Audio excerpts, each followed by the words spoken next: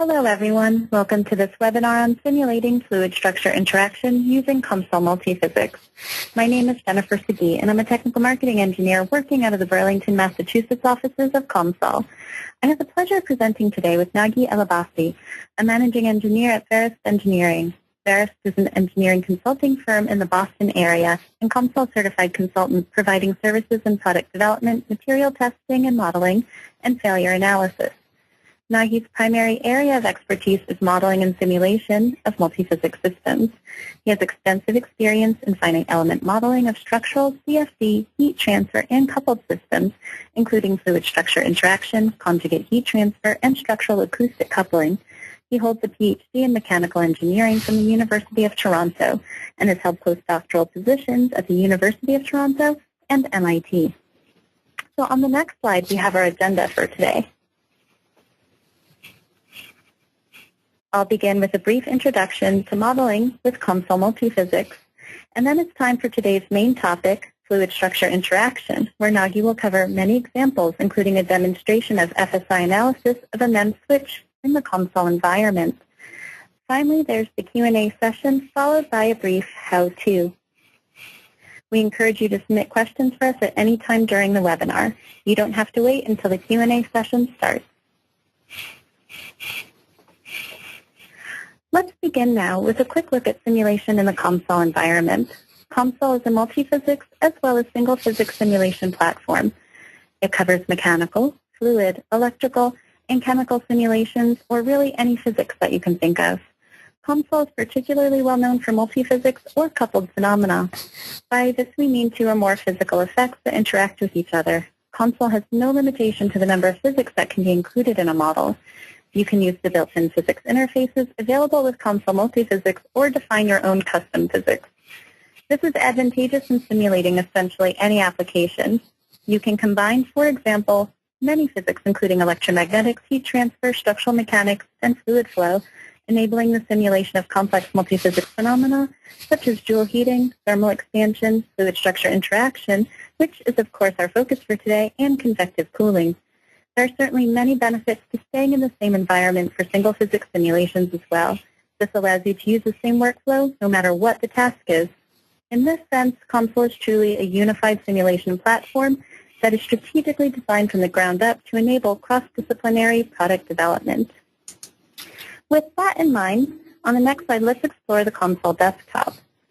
Our interface is quite straightforward to use, where all the modeling steps are recorded and can be edited later on if needed. This actually happens in the window referred to as the model builder. We input or select our custom settings in the window just next to the model builder and then visualize our results in the graphics window. It is important to us that our interface presents features that are relevant to the current operation. So for example, clicking on the physics node in the model builder allows you to view all relevant parameters and equations in the settings window. It is also possible to evaluate and couple several model components in the same file. As shown here on the home toolbar, we also provide a model library with many helpful example models that are relevant for simulating FSI. And here now is the COMSOL Multiphysics product suite. All products can be used together to create many unique physics couplings. The products marked in blue represent physics and application-based modules. Those in green are multi-purpose, and in yellow are products for interfacing with different CAD formats, software packages, and programs for data organization and visualization. Today's webinar on FSI will describe functionality in COMSOL Multiphysics in addition to several physics-based modules, including structural mechanics, CFD, microfluidics, and MEMS. On that note, Nagi will now introduce you to simulating fluid structure interaction in the COMSOL environment. Nagi? Thank you, Jennifer. So let me first give you a kind of general definition of fluid structure interaction. We can define it broadly as the interaction of a movable or deformable structure or solid with fluid flow.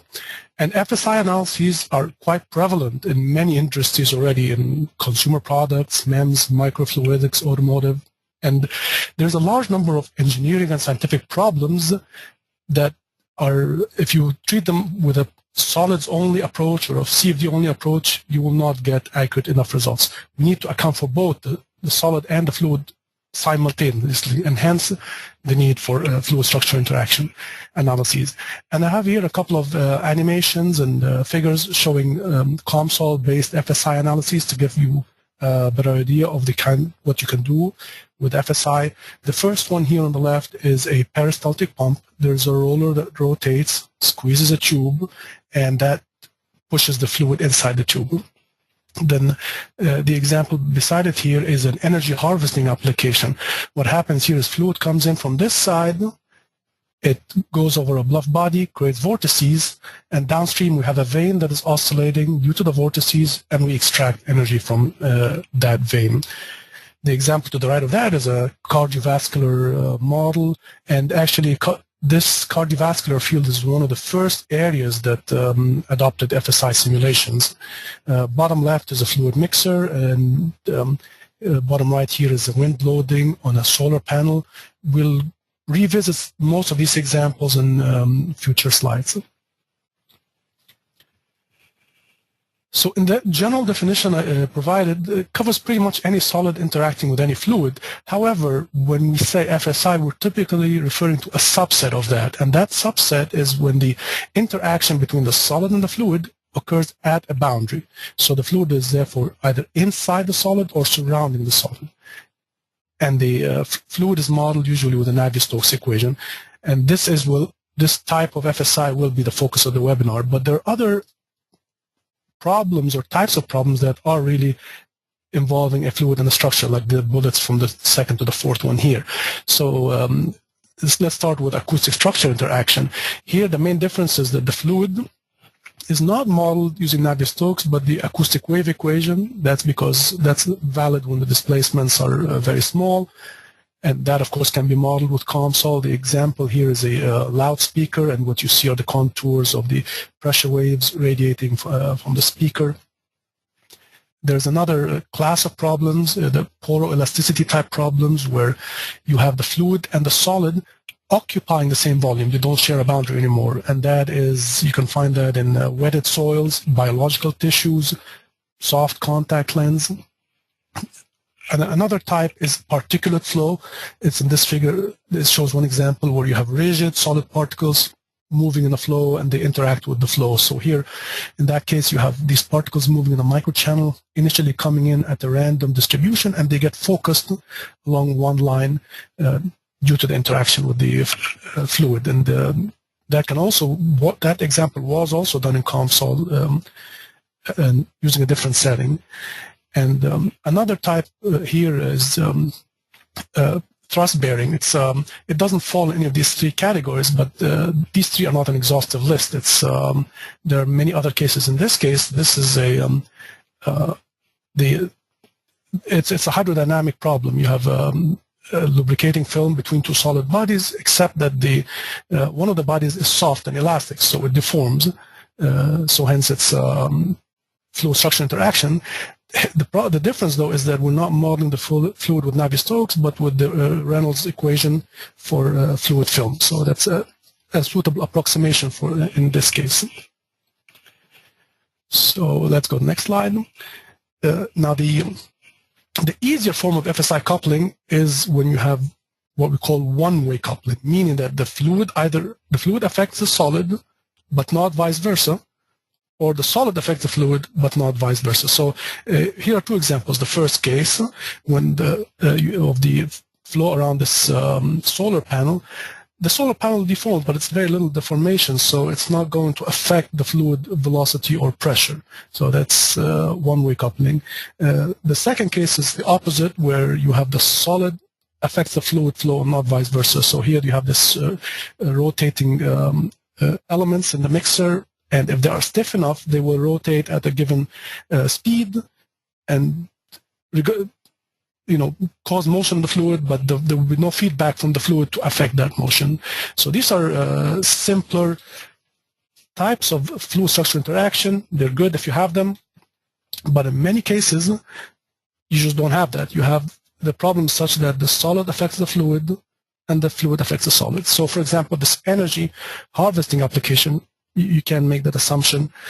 Same for here. This is one of the COMSOL model gallery example. There's a bracket that is in in the fluid flow field, so the bracket is soft, so it deforms. So there's feedback between the fluid and the solid. There's domain level coupling. I mentioned that in a couple of slides previously, and here the flow happens, the coupling happens at the volume level. So you can imagine, for illustration, this same problem here, but that structure is also porous, so its porosity would affect the fluid flow, and that would affect its deformation. But for the most part in this webinar, we just focus on boundary coupling, as in this case.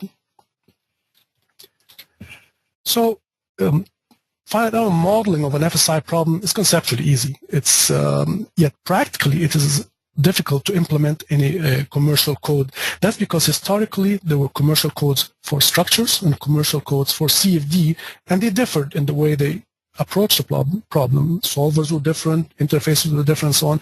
But COMSOL was built from the ground up as a multiphysics tool, so it makes it easy. So in this case of a fluid structure interaction, COMSOL sets up 3 sub-problems. First here is the fluids problem, represented by the Navier-Stokes equations for momentum and incompressibility here in equilibrium. And then here is the second equation for the structural deformation. And the third equation, 1C, is the mesh movement. Now, in most pure CFD problems, the mesh is not moving, but here the mesh has to move to follow the deformation of the solid. So each of these problems can be nonlinear, has its own loads and boundary conditions. Next step is to tie them all together, and that's where the FSI boundary conditions come together. And there are 2 types of these conditions. One is the fact that the fluid will generate forces according to this expression, and these forces from the fluid have to be transferred to the solid side of the FSI boundary. And the second aspect is the velocity of the fluid at the fluid boundary has to be consistent with the velocity of the solid, and that's what this expression is. But in solids, we solve for displacements, not velocities, so really the velocity of the fluid has to be equal to the time derivative of the solid displacement. And COMSOL handles all that automatically. We should know what's going on under the hood to gain a deeper understanding of what we can and cannot solve and the assumptions involved. This is the interface in COMSOL. You see it's pretty well straightforward defined, but these are the underlying equations. Next step after that is to solve, and there are a lot of options available for the solver. We'll get to that in a couple of slides. And after that is to iterate until you get convergence, and once you do that, if it's a transient analysis, go to the next step and so on. So that was the general case, but what happens if for those simpler cases where you had one-way coupling? Well, we should use the one-way coupling to simplify the solution algorithm, and that's what this slide describes in the case of the small solid displacements that don't affect the fluid. So in this case, we just solve for the fluid equations by themselves, find the stresses on the fluid, and then pass them or apply them to the solid, and then solve the solid equation. No feedback from here back to 1. But each one of these, the number 1 and number 4, the solid and the fluid equations, can themselves be nonlinear and iterative. There's no restriction on that. Now, the other case is when you had the large rigid solid displacements.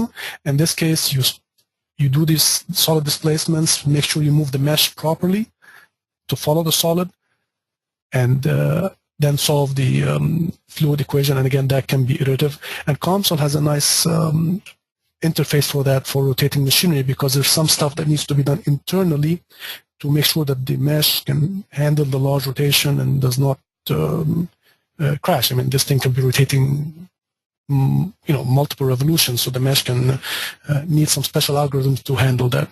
And again, COMSOL does that automatically. Now, because COMSOL is a multiphysics code built from the ground up that way, there are no restrictions on what you can use in an FSI analysis, relative to the capabilities for solid and fluid. So if you can use large deformations, contact, incompressible materials, any other property of the solids, and with the fluid you can use turbulence, Stokes flow, multi-phase flow, If it's available in fluid, then you can use it in fluid structure interaction.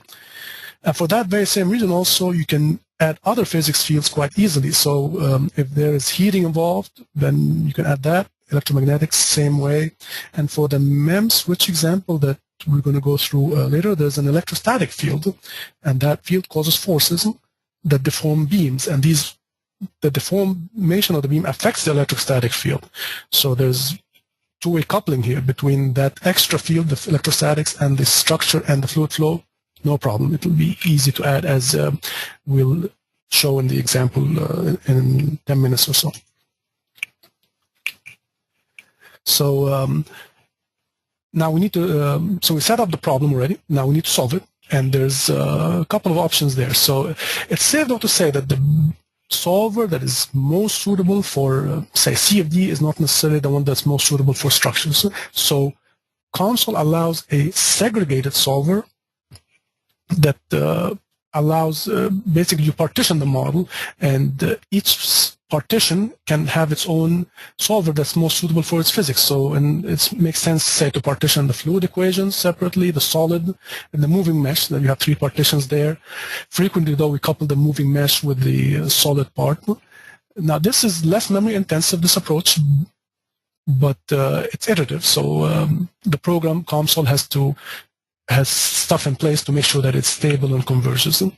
The second approach, the fully coupled solver, it's sometimes called monolithic approach in the technical literature, and it is more memory intensive, but basically COMSOL solves for everything simultaneously. And this is great because a segregated solver, like any form of iterative solver, may lead to non-convergence. So having that as an option, the fully coupled solver, is great, especially that COMSOL is quite unique, I believe, in calculating all the Jacobian terms that couple the degrees of freedom between the different physics. So basically, you're getting an accurate Jacobian matrix. And important to note also that either solver, the segregated or the fully coupled, will require an equation solver, and that can be a direct or an iterative one. Iterative, and there are a lot of choices available for iterative solvers, and multigrade is one of the most popular. And when you select a solver, COMSOL will choose a default from all of these based on the features you have in the model, but you can always go and override. And the default is usually good, but it's good to have that flexibility to override and choose your own solver. Now, one really important issue with FSI is how to handle the moving mesh. It's in some cases the movement is not that much, but in some it's pretty extreme, and you need to be sure that the mesh is not going to collapse on you. So here's an example of a peristaltic pump. There's a roller here that's cut from below, and this roller is going to move up and squeeze the tube and the fluid inside, and still not bad here, but once you go further, you get way more squeezing, and the mesh really cannot collapse. And not just that, once the roller starts rotating, then it's going to get tougher. So COMSOL has several algorithms for that, but it wasn't a big problem getting it to work in this case, even with this extreme mesh deformation here compared to what you started with.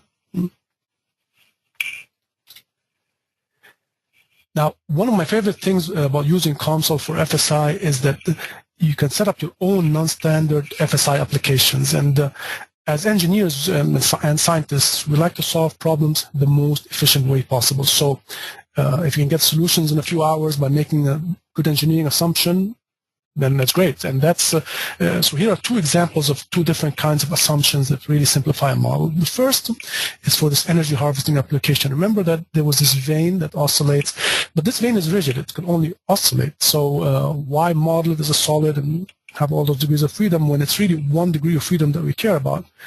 So instead of doing that, we do this rigid body equation, and this model predates the COMSOL module that handles rigid bodies now. So if we were to do this again, probably it'll be easier, but at that point we had to do it manually.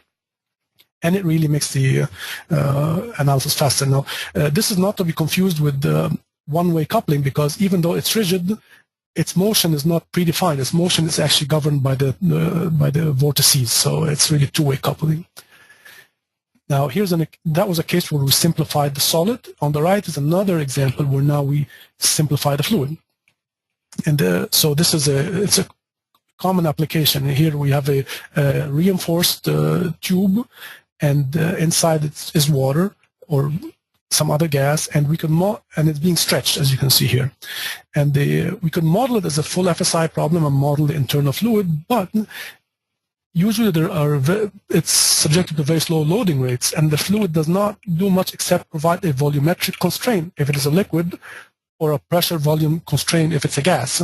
So we can just add that aspect of it directly in COMSOL and not explicitly model any of the fluid inside.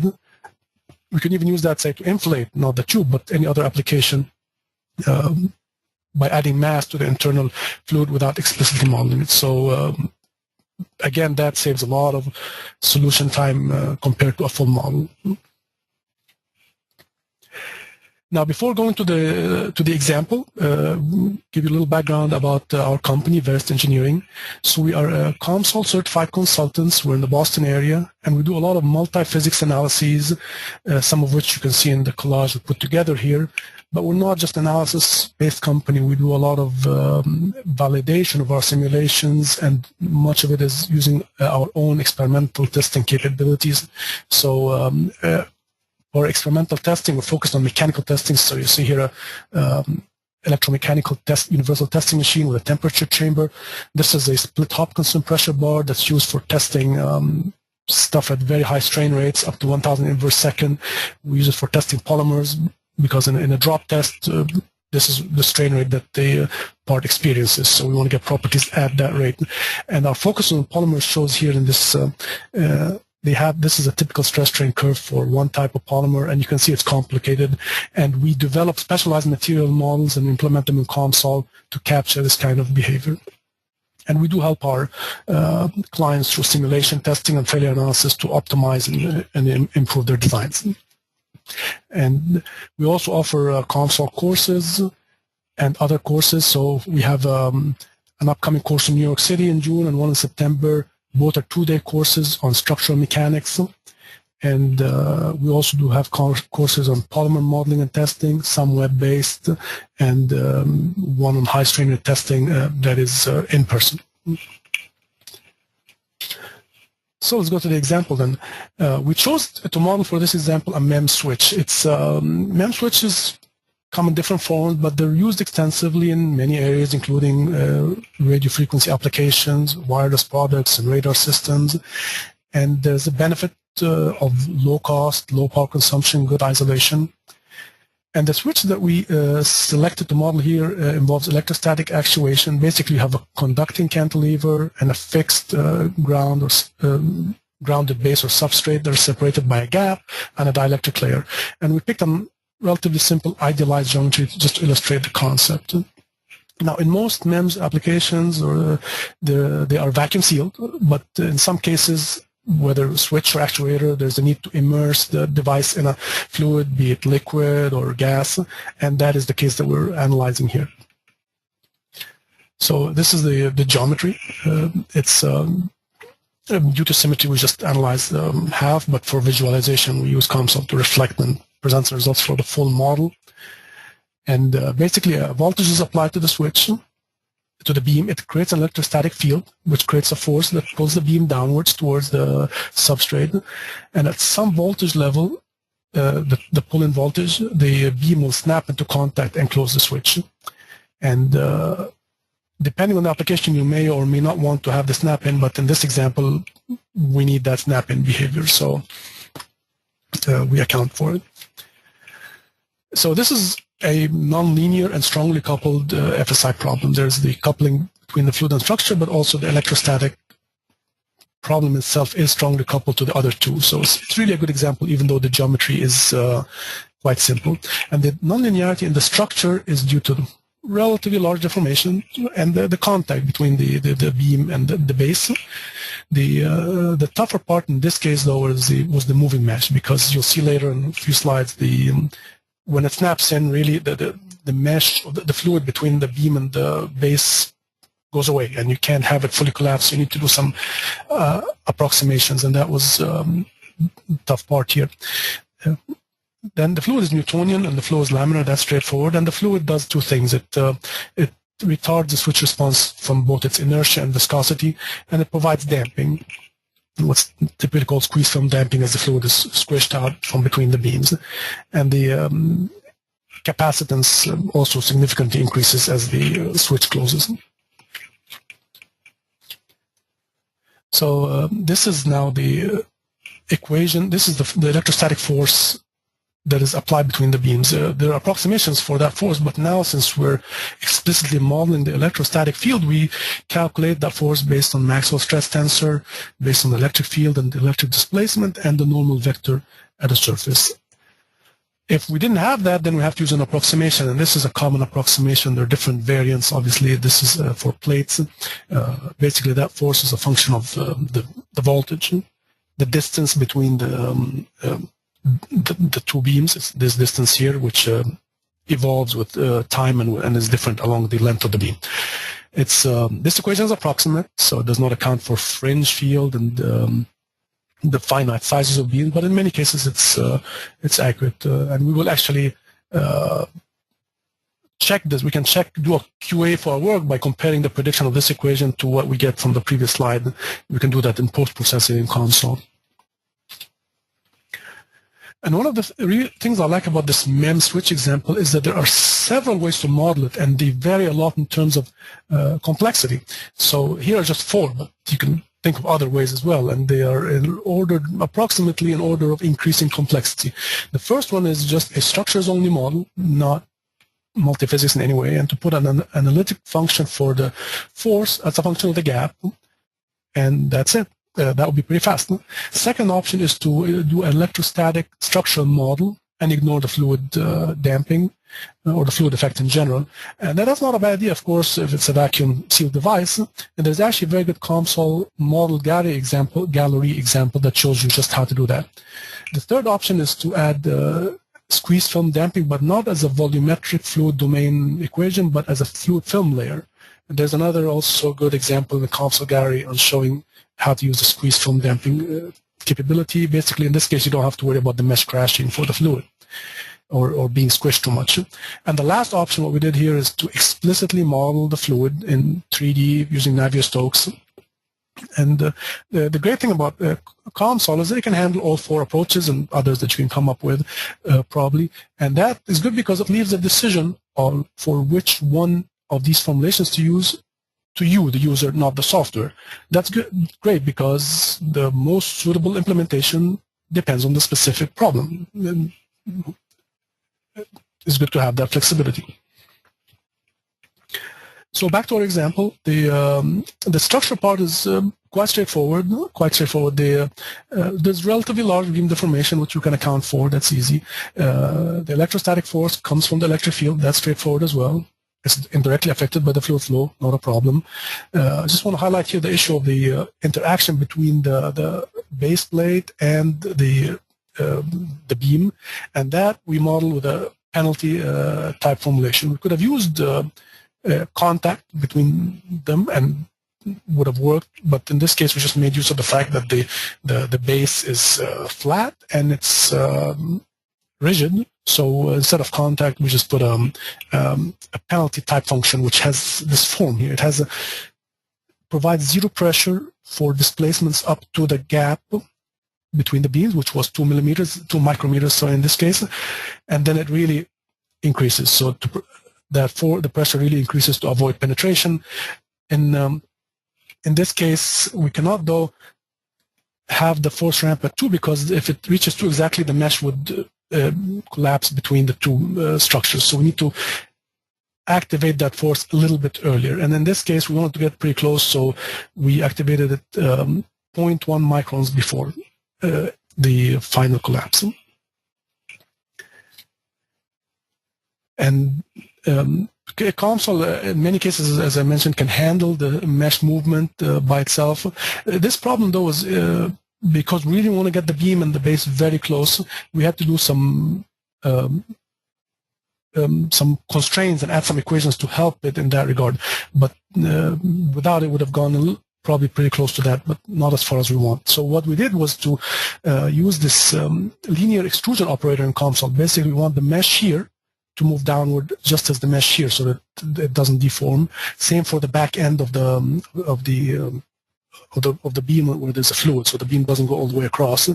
We put similar constraints there, and with these in place, you can really get the model to deform pretty much without failing. And to give you a sense of how much that is, this is a side view here showing the beam in the snap 10 configuration. You know, you have to zoom in once and then twice to be able to see the collapsed fluid region, and with the mesh still pretty much intact.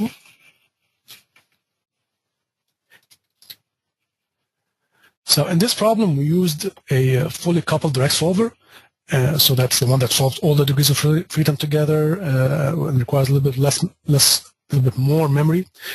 But it wasn't a problem because the model wasn't that big. But typically, I like to use this solver setting in setting up a new model and working out all the convergence and accuracy issues, and then switching to either an iterative solver or a segregated solver or both in order to get a faster solution. But we didn't do this yet for this problem. But it's when you start with a fully coupled solver, you have one less issue to think about, which is solver conversions.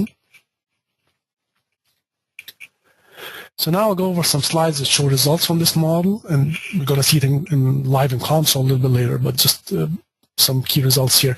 This is animation showing the Mises stresses in the beam, so you can see them highest at the where there's maximum change in curvature here and at the base of the cantilever. The plot also of electric field is shown along two sections, and you can see the fringe effects occurring here from the non-uniform variation of electric field.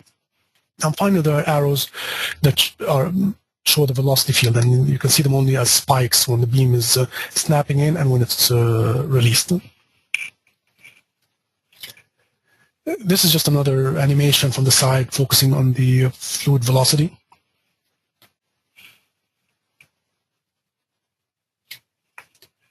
And here's a look at the beam displacement plotted in red against the applied voltage. And you can see that the snap-in behavior here is pretty fast compared to the release. And there's also some oscillations after release. That we cannot say for sure from that result only, though, that this oscillation or this amount of damping is solely due to the fluid, because we had some Rayleigh damping in the solid as well.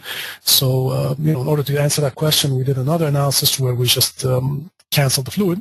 So what you see is the red curve is with the fluid, like in the last slide, and the blue curve is without the fluid, and you can see the oscillations that occur now are much higher. So that's what you get just with Rayleigh damping, and much more damped response with the fluid. In that case, the fluid was air, actually. And the not just damping, but also the much slower response time, especially during release. This releases pretty quickly compared to the red curve. And this is one more figure for the from the results. This is actually the viscous losses in the switch. It's the curve doesn't have that much resolution. If we put more points, you can get a better, more accurate curve. But it shows the main thing, that you have a spike in the viscous losses during snap-in and during release and oscillation.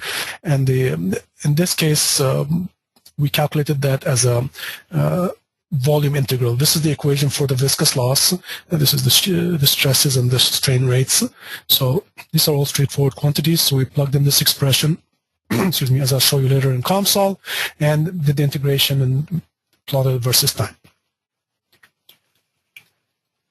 So to recap the benefits of COMSOL in FSI analysis, well, first, that once we define the domains, COMSOL automatically identifies the interfaces for you between fluid and solid and sets up the correct boundary conditions, handles the transfers of forces and displacements and so on. So the forces automatically apply from the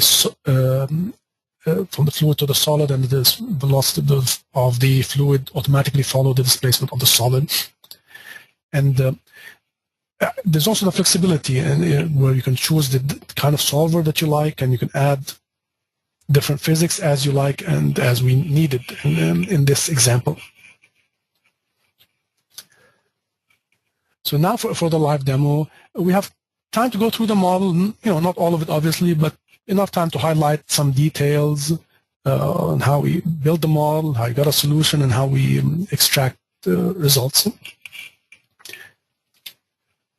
So this is a screenshot from the model. I'm going to switch now to COMSOL. So there it is.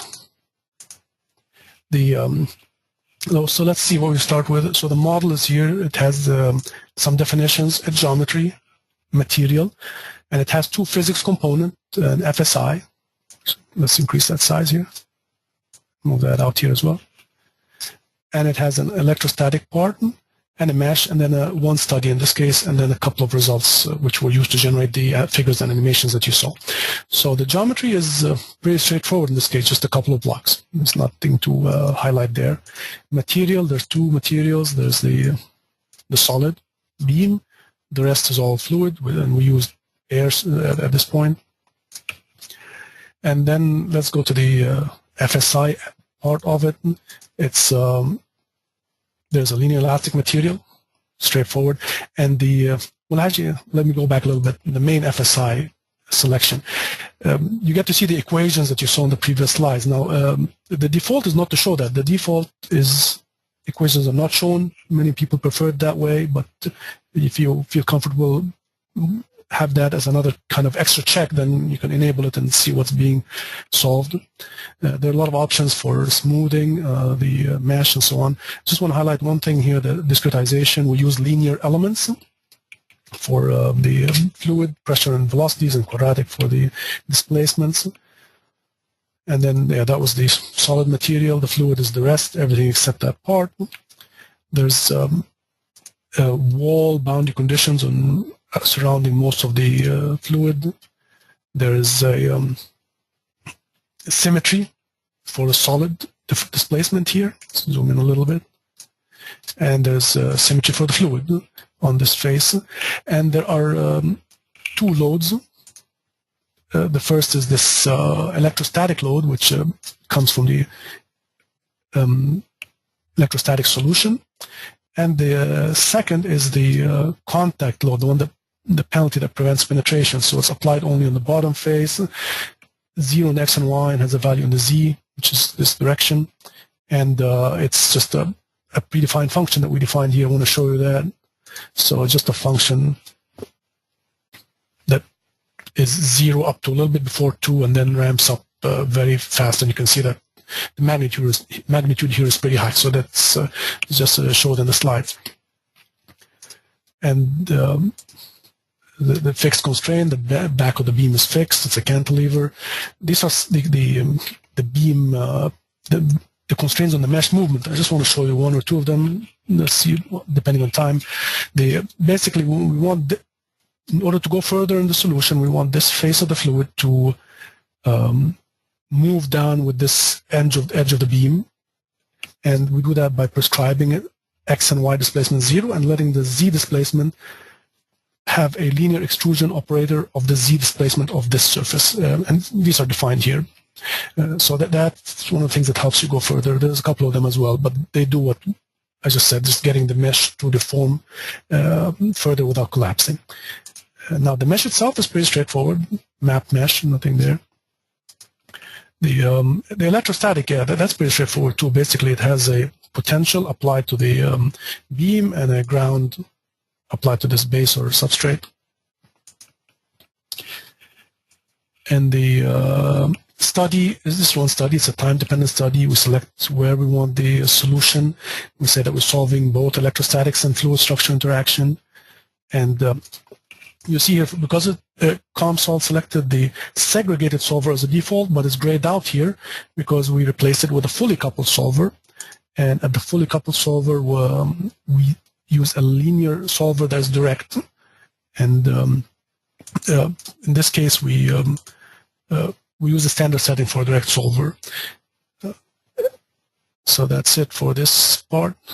study then the result. We have a couple of plots. I mean, we have this is animation plot 1. This is what we use to generate some of the animations.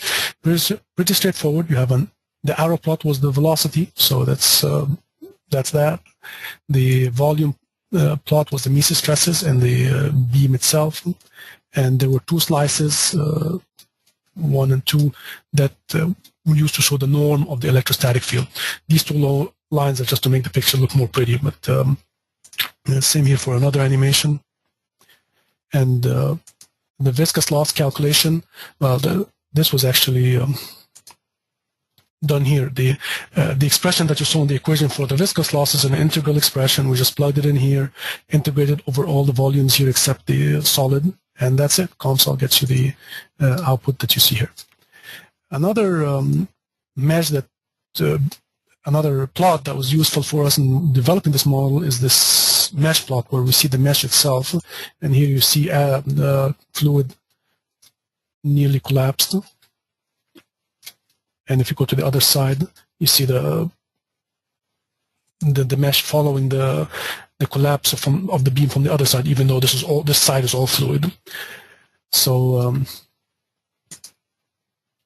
that's the results section, and you can add other results easily and take any of these results and use it to create animations, which is how we did those animations here. So I know that not all of you are familiar with the COMSOL GUI. If you were, it would been easier for you to follow, but the purpose wasn't to show you the GUI stuff, but to show you the main aspects of the model, and I hope that came across. So I think that's all we have time for the live demo. I hope you found it useful. So let's switch back to the presentation, and Jennifer, back to you. Absolutely. Thank you, Nagi, for your presentation and demo today. And we'll move on with the Q&A session. So let's start with, can COMSOL be used to model cardiovascular FSI problems involving contacts such as heart valves? Oh yeah, absolutely. I mean, there's a picture in the presentation that showed a basic blood vessel model. Now, modeling a heart valve is a little harder because there's contact, but it's definitely possible. And the challenge is actually there with the mesh movement and the collapse of the meshes you have contact are pretty much similar to what we dealt with here in this MEMS switch example. Okay, thank you. So for our next question, can the fluid properties such as viscosity be affected by a thermal gradient? Oh yes, if the thermal gradient is known beforehand, you can prescribe it. If not, then you can solve for a thermal solution, basically add another component, thermal solution, and in the equation for viscosity or any other property, instead of putting a constant value, you can make it a function of a any solution variable. Temperature makes sense in that case, so yes, it is doable. So can you say something about acoustic structure interactions and how that can be modeled in COMSOL? Sure. This I actually we just had another example in a blog in the COMSOL blog about that. There's if the displacements are small, so that simplifies the fluid equation. So like that loudspeaker example from the COMSOL model gallery, that really helps. But also, because the displacements are small, it opens up another possibility, which is to solve something in the frequency domain. So because you have linearized equations. So again, very useful for beams vibrating in water, or for a speaker when you want to know the response at different frequencies. So it's a different physics. So in a different setting in COMSOL, so you would not select FSI like you saw here. You would select one of the other predefined COMSOL analysis types. Okay. So our next question, do you use inconsistent stabilization schemes, or only consistent, or none? I prefer to use consistent. It's in this case it was consistent. It's because it does not affect the final solution. It just makes it easier to get there. That's preferable. But in some cases we have to add inconsistent as well, and just monitor how much energy is involved there, so that it doesn't significantly affect the solution. Okay, so for our next question, for the case of particulate flow, particles are predefined, or can you define your own particles with different geometries? No, you define your own particles. It's this specific example in one of the earlier slides was just spherical particles, but they were finite size. So their finite size led to them rotating when there was a velocity gradient, and you can define any other geometry basically, and as long as it's moving in a rigid manner, then all it has is 6 degrees of freedom, the translations and the rotations. So for our next question, how do you specify the boundary condition between liquid and solid? Well, in these cases, I don't. It was predefined by COMSOL that basically the liquid, the pressure from the forces, not just pressure, the forces from the liquid are applied to the solid boundary, and the displacements, the rate of displacement of the solid boundary is applied as a velocity to the fluid. So there are ways which you can override that, like you can make a moving mesh or some sliding between them. There's stuff like that, but in this case, at least, there was just using the standard FSI interface boundary conditions created by COMSOL. Okay, thank you. So is there any disadvantage to using the direct, fully coupled solver? Well, the main disadvantage is the size of the resulting system of equations and the fact that you're not using the most ideal solver for each physics field. But if your model is small enough, then for this to be a non-issue, then it's good. And it's, as I said, any iterative solver may not always converge. So you're removing here, eliminating one source of non-convergence, at least in the development stage of the model. But as far as the solution, once they both converge, they should give you exactly the same result. Okay. So can COMSOL model FSI problems involving sloshing? Yes, it can. It's the main difference in this case compared to what we discussed here is that the fluid is sloshing. So we need a multi-phase flow model or a free surface with a moving mesh formulation. COMSOL has both, and I believe it has examples in the model gallery for doing sloshing, not FSI, but just doing sloshing of fluid by itself. But again, once you have it in fluid, there is no problem in having it in FSI. And actually, depending on the length scale, if it's a big scale, then you don't have to worry about surface tension and contact angles and so on. But if it's a smaller sub-millimeter scale, then you can also account for that as well, surface tension and contact angle between the liquid and the walls. Okay, great. Can COMSOL do FSI analysis involving turbulent flows? Oh, yeah, it can. I mean, the solar panel example that was in one of the first slides as well had that turbulent flow. Also, many of the cardiovascular simulations involve turbulent flow as well. Okay, great. How does the solution to the MEM switch problem compare to using just the structural model? Well, we did not do that comparison for this idealized geometry. We did only the fourth method that was listed in the slide. But for other more realistic client models, we did that comparison, and we found that the electrostatic forces used in the structures only model were pretty close to the analytical estimate. The key to that was that COMSOL was able to provide a good estimate of the gap. You remember that equation for that analytical term had a gap, which COMSOL can get from contact, even when the switch is open. So that was helpful. And it turns out that the fringe effects were more significant in the open position. Once the snaps in or closes, fringe effects were less. So we did that comparison there. It will be interesting to see it done here as well.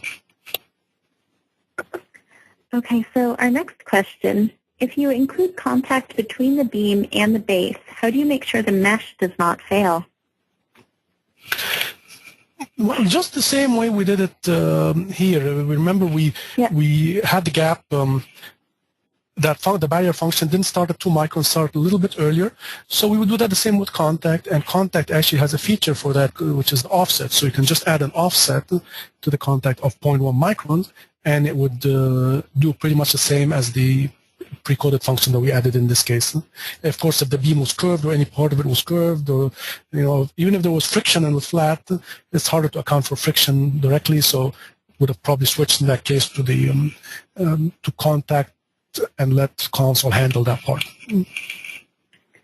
Okay, so for our next question, can the boundary conditions be affected by temperature changes?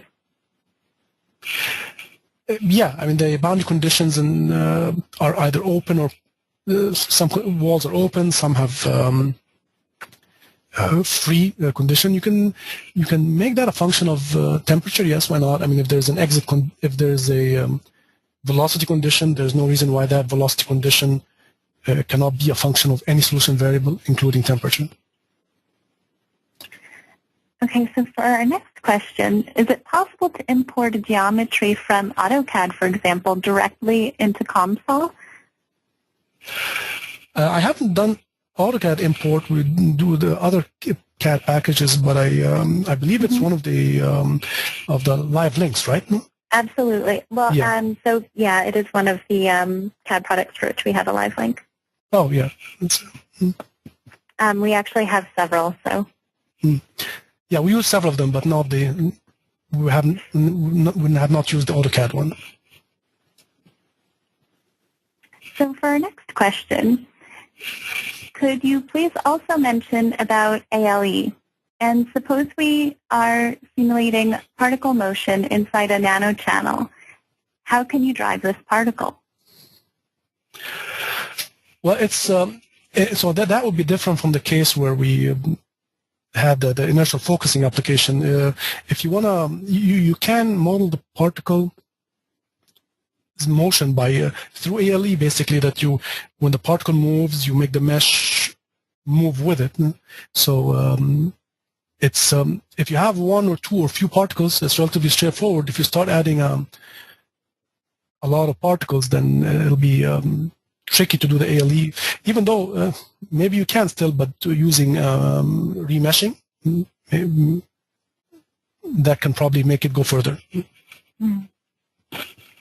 So for the next question, will the viscosity of fluid affect the beam displacement?